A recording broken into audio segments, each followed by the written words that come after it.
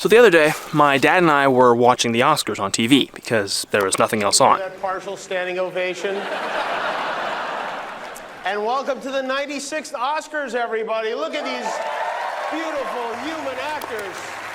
And one of the first awards they announced as we were flipping a channel was Best Sound. And out of this coincidence, I turned to my dad and described to him an idea I had many months ago. I said to him that I had this idea to make a YouTube video wherein I only use sounds and sound effects. No music, only sound.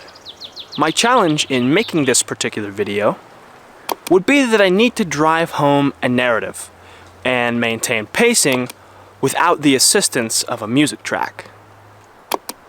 The idea in doing this would be to, hopefully, improve my skills in storytelling through sound. Through using what comes naturally to deliver a story, instead of relying so heavily on music. So here I am now, a couple of days later, writing this video. The one you're watching right now. The trouble in doing this, I think, is the fact that there might be difficulty in making this happen. But, at the same time, I am thrilled by the potential challenge of it. Of making a video only using sound. Only sound. And no music. So the day after having watched the Oscars, I had this sort of compulsion. I wanted to watch a movie. And not just any movie. This movie. Indiana Jones and the Last Crusade. I've been a big Indiana Jones fan since I was a small kid. So I always loved going back and rewatching the old movies. Because just the day before I had watched people win the Oscars for sound, I, of course, paid extra close attention to the sound in this movie. The music in these movies, of course, is legendary.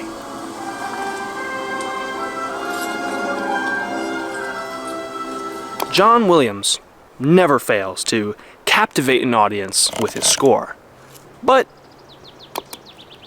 what about the sound? You probably don't even recognize or pay attention to the sound design. There's this tremendous irony that the part of the movie, or the part of any given movie, that a casual movie watcher pays the least attention to is also the one that the editor must pay the most attention to. Sound.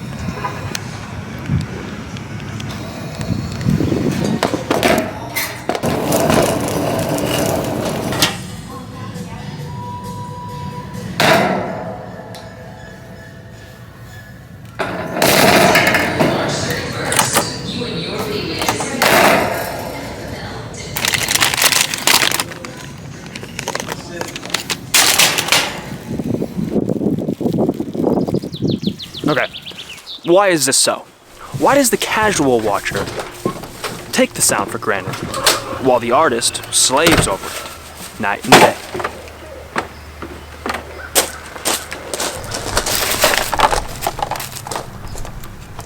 What if I made a video, an entire video only using sound? Not music, sound.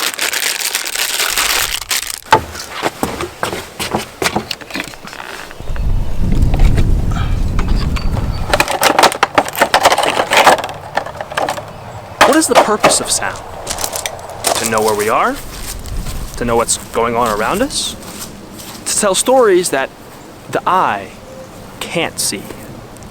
Since I can't use music for this video, I have the next best thing. Nature. Because what is sound but nature's music?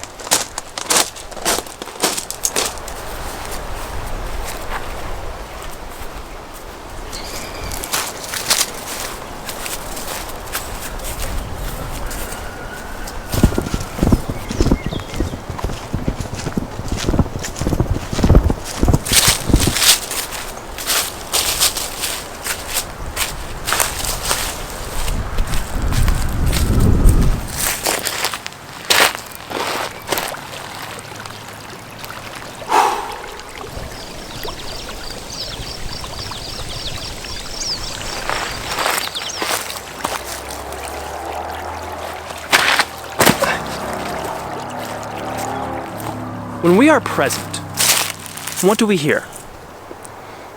It's one thing to simply hear a sound by accident. It's something else entirely to listen. To listen to the song of nature. She sings to us every day. But do we ever truly hear? Truly listen? When you listen to her song, what does she say? What is she telling you? When Mother Nature sings, she has rhythm, harmony, grace, and beauty. It's hard to focus on these things.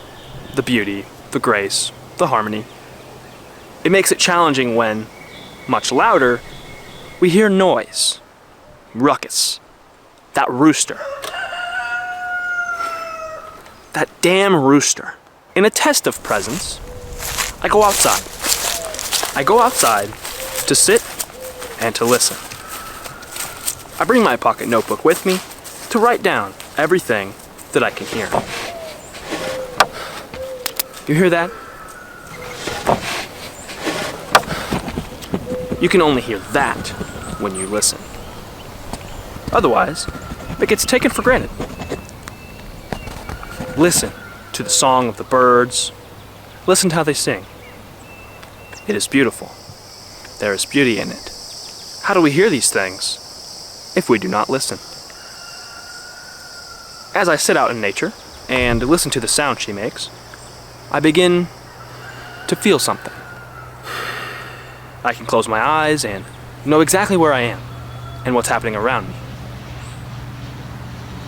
Nature's song is not only one of beauty, one of grace, and one of harmony, but of extraordinarily specific detail. And as I continue to listen to the songs of birds and of trees, I find inspiration for my writing. And while in the throes of writing, it occurs to me. It occurs to me why we, the casual movie watchers, take for granted that which sound designers and sound editors work so tirelessly to create.